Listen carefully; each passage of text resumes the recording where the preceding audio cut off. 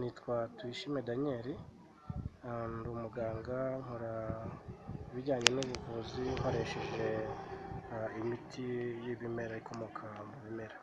Tuvura inzoka ya amibe. Inzoka ya amibe niyo tubasha kuvura cyane, ndetse n'inzoka ya telekomunasi. Amibe rero ni inzoka abantu benshi badasobanukiwe, ariko ushobora gusobanuraho gatoya muri aka kanya turi kumwe. Ngira ngo amibe hari ibimenyetso biyiranga mu bantu bamwe batabasha kumenya ko bayirwaye. Amibe niyo ushobora kurwara inshuro nyinshi ukajya ucika intege mu mubiri, kuko amibe ica intege. Ikindi, amibe ishobora kugutera gufuruta, ugafuruta utazi impamvu. Muri kwa gufuruta rero ni kimwe mu bimenyetso bishobora kuranga inzoka ya amibe. Ikindi, amibe ishobora gutuma ubura apeti yo kurya. Muri kwa kubura apeti yo kurya nabyo ni kimwe mu bimenyetso biranga inzoka ya amibe. Amibe iryana mu nda, mu bimenyetso bikomeye itanga iryana mu nda, ndetse ahagana mu kiziba cy'inda. Ni ukuvuga ngo amibe igira uruhare runini mu kuryana mu nda.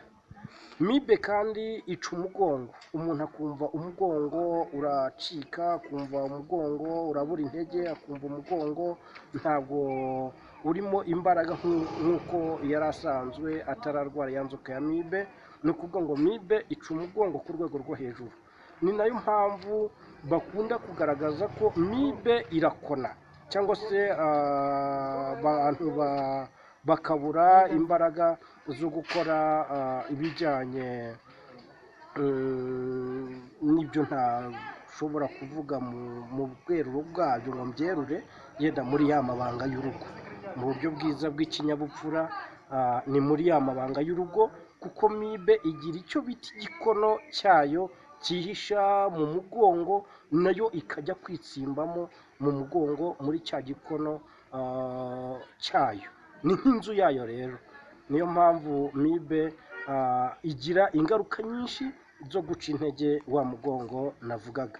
Ikindi, amibe ishobora gutuma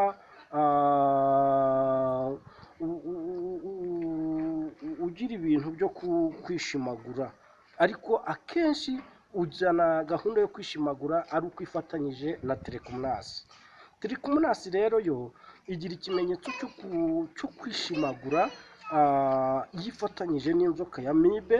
Ibyo bimenyetso bibiri, kuko n'ubundi amibe niyo igira uruhare runini mu kuganza, ariko telekomunasi nayo reka nyisobanureho gatoya, nubwo ari imwe mu ndwara ikunda kwegera cyane cyangwa gukorana n'inzoka ya amibe. Reka nayo nyisobanureho gatoya. Telekomunasi igira ikimenyetso cya mbere cyo kwishimagura, umuntu akishimagura cyane cyane mu mwanya w'ibanga. Ndavuga nko ku badamu cyangwa se abakobwa. Ikindi, telekomunasi iteza icyo bita imyanda y'umubiri, yo mu mubiri. Ikindi, kuba wazana utuntu tutafite impumuro nziza mu mwanya w'ibanga, ukumva ukuyemo ka kenda k'imbere, ukumva hariho impumuro itari nziza.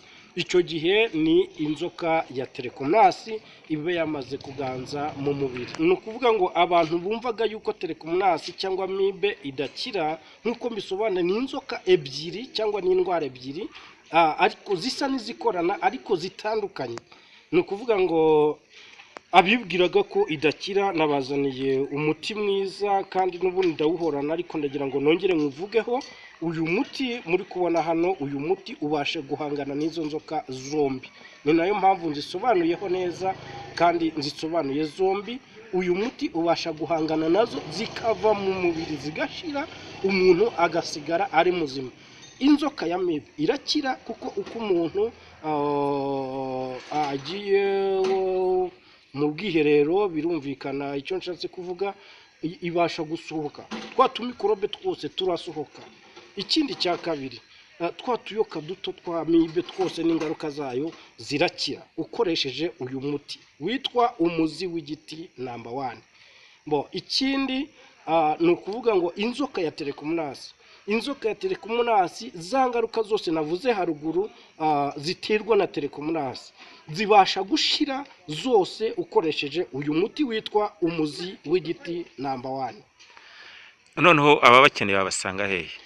Badusanga hano Igihara, uzamuka gatoya uva ku Ruyenzi, kuko iyo ugeze ku Ruyenzi yenda tubare uvuye nka Nyabugogo ukagera hano ku Ruyenzi, urazamuka gato ugafata akamoto k'amafaranga 300 ukagera Igihara, hafi ni santere y'Igihara.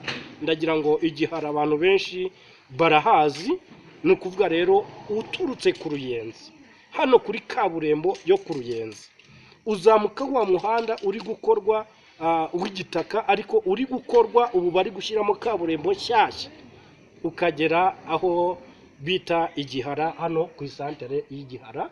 Noneho utarinjira mu isantere neza niho iri vuriro ryanjye rikorera. Mufite abatangabuhamya bw'abantu mwavuye? Turabafite benshi cyane, nshobora kuguha, nshobora guhereza n'abandi bantu ubuhamya babashije gukira kandi benshi. Murakoze cyane. Namwe turabashimiye, murakoze cyane. Yego.